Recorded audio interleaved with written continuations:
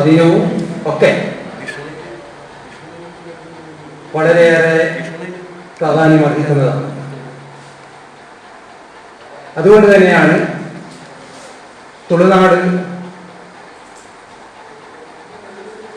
അദ്ദേഹത്തെ കൂടുതൽ ഉയർത്തിക്കൊണ്ടുവരേണ്ട പല സംഘടനകളും പല ആളുകളും നമ്മുടെ നാട്ടിലുണ്ട്.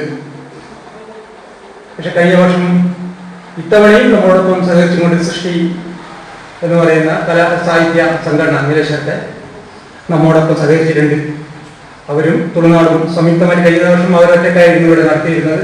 എന്നാൽ ഇത്തവണ അവരോടൊപ്പം പോയതിനു ശേഷമാണ് അവരുടെ സൃഷ്ടികൾ പല ഭാഗങ്ങളിലേക്കും വളരെയേറെ ഉന്നതിയിലേക്കും എത്തിച്ചേർന്നിട്ടുള്ളത് എന്ന കാര്യം വിസ്മരിക്കാൻ വഴിയില്ല. കാരണം ഒരു ഉദാഹരണം മാത്രം നമ്മുടെ പി കുഞ്ഞിരാമൻ നായർ വടക്കൻ ദേശത്തു നിന്നും കവിതയെ തേടി അലഞ്ഞ് തെക്കൻ ദേശത്തെ CP സത്രത്തിൽ അസ്തമിച്ചതുകൊണ്ട് മാത്രമാണ് പി കുഞ്ഞിരാമൻ നായർ കഴിഞ്ഞ കാലങ്ങളിൽ അറിയപ്പെട്ടത്.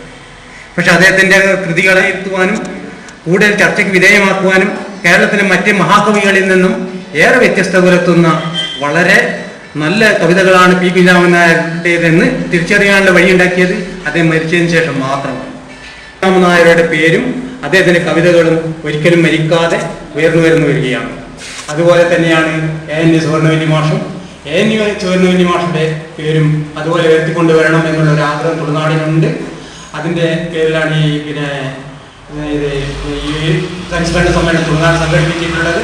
തുളുനാടിൻ്റെ ഏറ്റവും വേണ്ടപ്പെട്ട ഒരാളാണ് അദ്ദേഹം എന്ന് കൂടി ഞാൻ അനുസ്മരിച്ചുകൊണ്ട്, ഭാർഗവൻ സാറാണ്, റിട്ടയർഡ് ASI ആണ്. ഉള്ള പല കാര്യങ്ങളിലും നല്ല പല ഉയർന്ന കാര്യങ്ങൾ ചെയ്തുകൊണ്ടിരിക്കുന്ന റിട്ടയർഡ് ASI ആണ്. അദ്ദേഹത്തെ ഈ വേദിയിലേക്ക് ഞാൻ ആദ്യമായി ശ്രീ NP വിജയ മാസ്റ്ററാണ്. വിജയ മാസ്റ്റർ നമ്മൾക്കറിയാം, പ്രഭാഷണ രംഗത്ത് ഇന്ന് നമ്മുടെ ജില്ലയിൽ തന്നെ പല ഭാഗങ്ങളിലും പല കാര്യങ്ങളും നടത്തിക്കൊണ്ട് നല്ലൊരു പ്രഭാഷകനായി അറിയപ്പെട്ടുകൊണ്ടിരിക്കുന്ന, കൂടുതൽ ഞാൻ അദ്ദേഹത്തെക്കുറിച്ച് പറയേണ്ട ആവശ്യമില്ല, ഏവർക്കും അറിയുന്ന പുരോഗമന സാഹിത്യത്തിൻ്റെ